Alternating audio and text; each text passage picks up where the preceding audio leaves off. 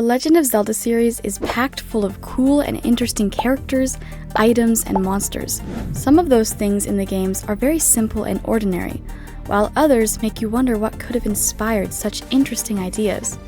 After doing some research, I've discovered that some things in this series were actually inspired by different ancient mythologies and legends from around the world. I'll be sharing all of the connections I've found. If you have noticed similar connections to ancient myths and legends that I missed, let me know in the comments. Monsters. The Hinox. The Hinox is a large and often giant creature with short, stubby legs and long arms.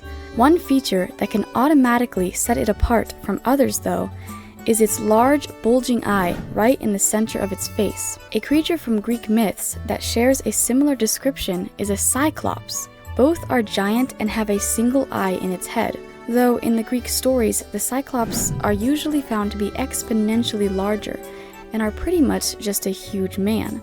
However, both the Hinox and Cyclops are large giants with a huge eye. Lynel. The Lynel is a large and terrifying beast that closely resembles the Minotaur and the Lion Centaur. All three creatures have hoofed legs and big, bulky arms that can easily wield any weapon. With the lower body of a horse, the upper body of a man, and the head of a bull or lion, the Lynel, Minotaur, and Lion Centaur are almost identical monsters. Medusa Head. This one is a completely obvious one, but in Oracle of Seasons, the boss of the 8th dungeon is literally called Medusa Head, which, as you can see, was directly taken from the snake-haired Gorgon, Medusa. Even as you fight this monster, the head shoots lasers from its eyes and temporarily turns Link to stone, just as Medusa would turn men to stone. Gleeok and Staldra. Both the Gleeok and Staldra are similar dragon-like monsters featured in the Zelda series. Gleeoks often have the body of a dragon with multiple heads. In some games, they'll have 3 heads, in others just 2. The Staldra is found only in Skyward Sword, and is like a Gleeok in the sense that it has multiple heads and is a reptile. But they lack legs, arms, and wings. They are more like a snake with 3 heads. Both creatures mirror the looks and features of a Hydra, which is also a dragon-like serpent with multiple heads. The Hydra also has regenerative abilities, similar to how the Staldra can regrow its heads. Cubus Sisters.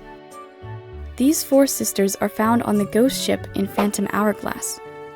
At first, the 4 appear to be regular human girls in need of Link's assistance to save them. They seem to be very distraught and afraid, and often need Link to calm them.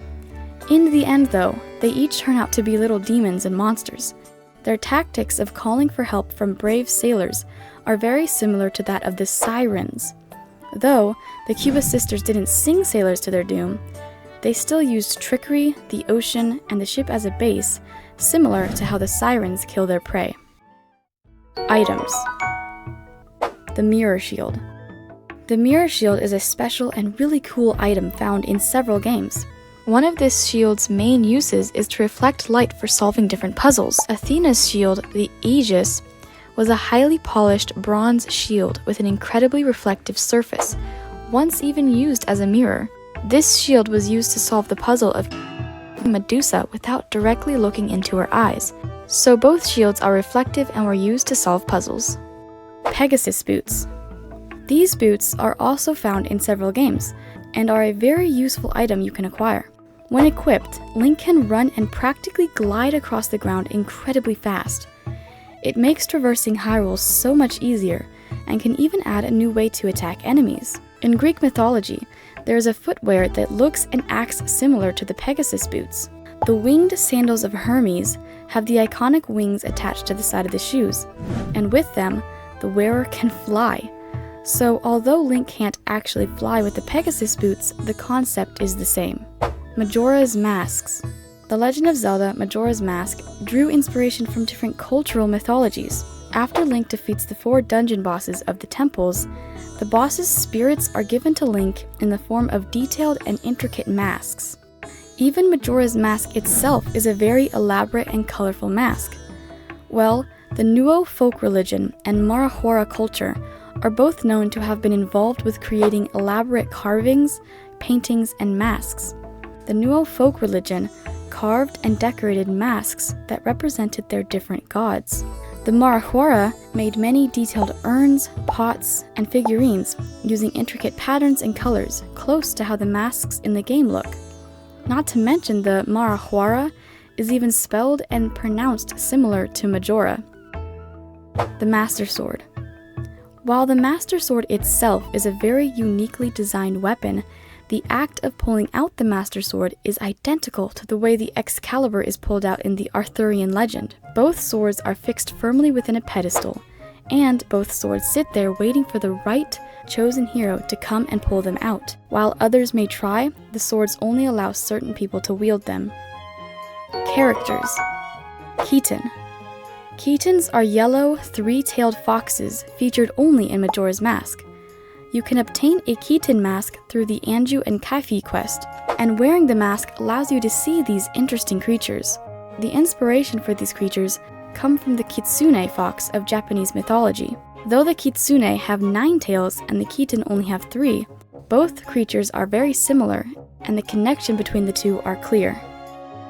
The Picori. These adorable tiny creatures are only present in Minish Cap, and even then, they are rarely seen among the common people of Hyrule. It is said that only good children can see them, and Link not only see them, but their entire village, once shrunk to their size. Koru Pakguru are also tiny people in Japanese mythology that dress and act just as the Picori would. They're shy and often hold up small leaves and hide underneath them. Poe Collector Giovanni. Giovanni is a greedy man in Twilight Princess, and when you find him, he is strangely enough a completely golden statue. He asks you to help him remove this curse by collecting Poe souls. In Greek mythology, King Midas is also in a similar situation, as he is at first blessed with the ability to turn anything he touches to gold. But after he accidentally turns his daughter to gold, he soon finds himself begging for this golden touch to be taken away from him. Both realize that wealth should not be the center of his life, and both regret past decisions. Epona. This horse is a very iconic and memorable part of a lot of Zelda games. Epona's name was literally taken from the Celtic goddess Epona. She is the goddess charged with protecting horses, mules, and donkeys. Since this goddess is the protector of horses, and Epona is a horse, the inspiration was clearly taken from this Celtic goddess.